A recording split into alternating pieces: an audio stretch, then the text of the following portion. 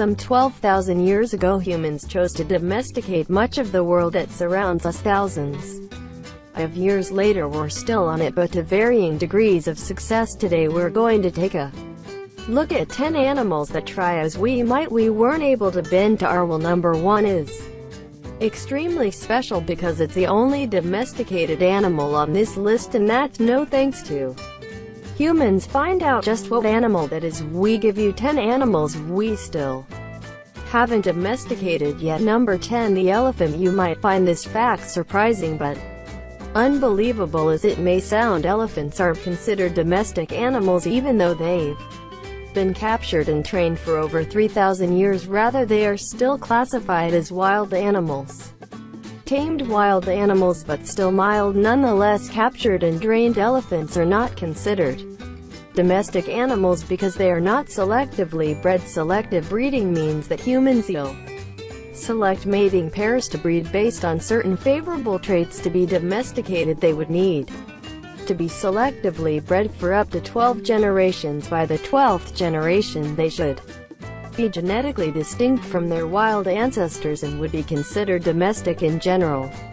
Captured elephants are not selectively bred. Only a few were selectively bred past the second generation. At the end of the day, this still makes them wild animals. They only allow humans to ride them because they have been trained. Nevertheless, they are just like any wild animal, which makes them very unpredictable. Number 9, the raccoon. Raccoons are perfect candidates for domestication. They are skilled climbers and can easily squeeze into tight spaces, making them the perfect working animal for certain types of jobs. If domesticated, they would be useful for senior citizens and even the physically challenged. So why haven't we humans domesticated them though? Despite their cute looks, raccoons are aggressive and destructive. They're naturally curious, like moving around, and quickly become destructive when confined to an area. They usually need to be constantly monitored and do bite when hungry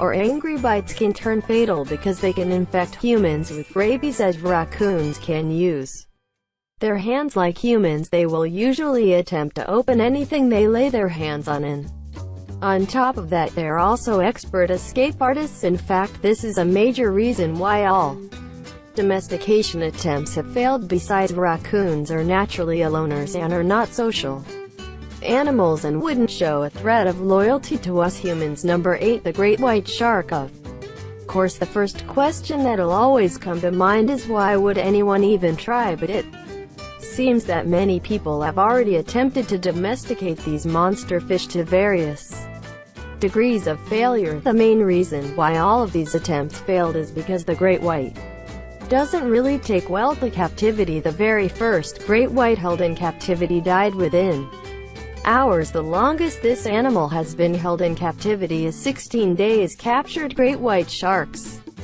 are also fond of hitting their heads on the aquarium's glass walls. One great white held at Okinawa Chirami Aquarium in Japan continued bashing its head on the glass wall until it died. Another one held up California's Monterey Bay Aquarium hit her head on the wall continuously and attacked 2 other sharks until she was freed. Green white sharks don't very well in captivity for several reasons. First, they are constantly on the move, capable of moving through an entire ocean. They also need lots of water to breathe, so even the largest of aquariums are too small for them. Captured sharks are also unbelievably aggressive and will usually refuse to eat. When they do, they require live prey, something that aquariums always find difficult to provide. Number 7, the zebra. Early African colonists of the 19th and 20th centuries encountered a major problem when they started traveling deeper into the continent. A reliable form of transportation, the horses that they brought to the continent, contracted deadly diseases. That is, that they managed to survive the journey by ship. To solve this problem, they turned to the zebra. After all, they look like horses, they act like horses, and there are a ton of them in Africa. Furthermore, zebras are also immune to several diseases that affected horses. However, all attempts to domesticate the zebra failed. Zebras are naturally alert and aggressive animals. They're also quite suspicious of any animal, including humans, and will flee immediately at the slightest hint of danger. They're fast runners, making capturing a few of them to domesticate a daunting task. If caught, they often deliver heavy kicks and bites in an attempt to escape. Although the colonists manage to get some zebras, they quickly realize that these animals are smaller than horses and uncomfortable to ride. Besides, zebras do not like to be ridden and will become aggressive after a while, even after they've been tamed. The aggressive nature of the zebra has been traced to its evolution. It shares its habitat with predators like lions, crocodiles, hyenas, leopards, and of course man. This was a major issue with the colonists, who feared that these predators would be attracted to their domesticated zebras. Number 6. The hippopotamus. Humans have been wise to stay away from the hippopotamus, one of the world's deadliest animals. More people are killed by hippos every year, more than lions, elephants, leopards, buffalo, and rhinoceroses combined. Obviously, any meaning between a human and a hippo is most likely going to end up a bad time for the farmer. Hippopotamuses have large teeth and are unbelievably fast. Despite being so large, hippos can run up to 30 miles per hour despite their massive weight. In contrast, the Usain Bolt of the world's fastest man barely reaches 28 miles per hour. Nevertheless, there have been a few brave souls who have attempted to domesticate the hippo. As expected, those efforts ended badly. Regular viewers of this channel would already be familiar with Marius Elves, who in 2011 was killed by a 1.2-ton 5-year-old hippo he was trying to domesticate. Ellis called the hippo Humphrey and considered it a pet. He once took Humphrey swimming and once rode on it, saying that the animal was like a son to him. Obviously, the feeling wasn't mutual. Humphrey was already a known local terror in the area in which they lived even before what happened to Elves. The hippo once chased a man and his grandson up a tree after they canoed onto the river that ran through Elves' farm. Humphrey was also infamous for killing calves and chasing golfers at a nearby golf course. Music. Number 5. Coyote. Try as we might, all attempts to domesticate the coyote have failed because of one reason: they naturally avoid us humans. We should also be wary of these animals because they can be infected with dangerous diseases like rabies and tularemia. However, some breeders have braved these risks and tried to domesticate the coyote. One common method is to crossbreed a male coyote with a female dog. While the resultant hybrid is much less aggressive towards humans, it is not a true coyote. Another method is to take young wild coyotes from their mothers and to train them into adulthood. While coyotes become less wary of humans after about 3 generations, they are not domestic animals. In fact, several attempts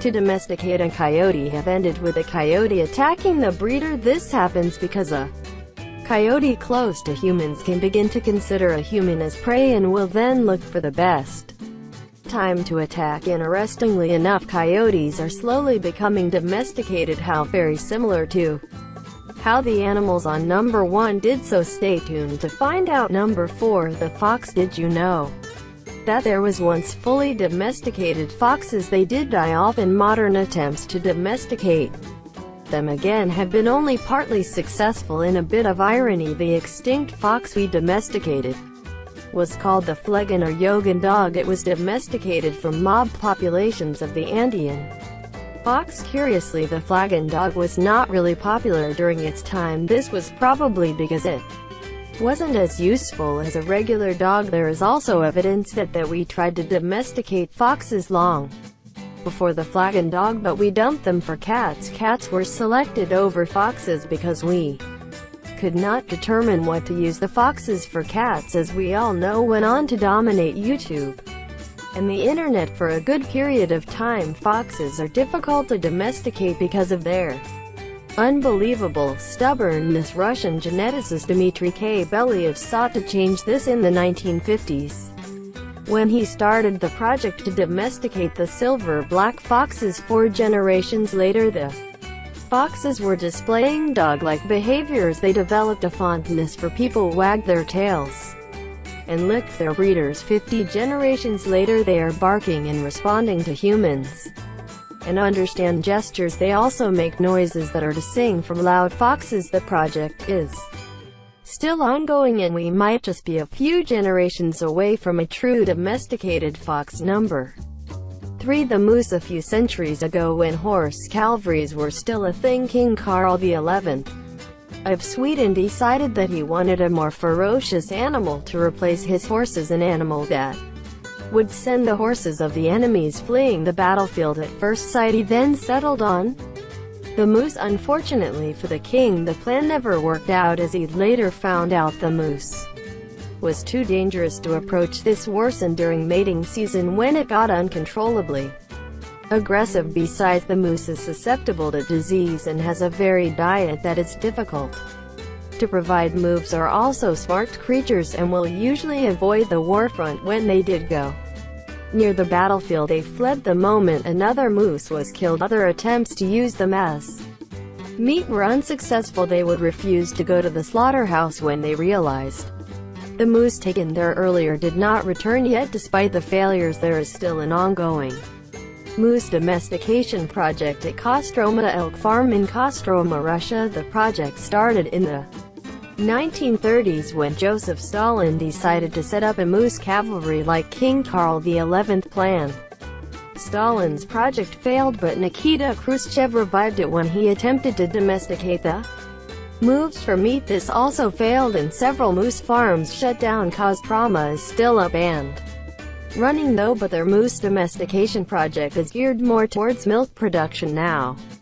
It's time for today's best pick music. Today's pick is a fully decked out rhino, as if it was ready for a festival or something. If people already succeeded in domesticating this creature, are there even attempts to domesticate this thing? Well, find out next with number 2. The rhinoceros. Domestication is a long and intensive process which requires a ton of work, so any animal candidate for domestication should be extremely useful. Rhinos, however, aren't very useful animals. Rhino milk, for instance, isn't very rich in fats and protein, and it's not really suitable for human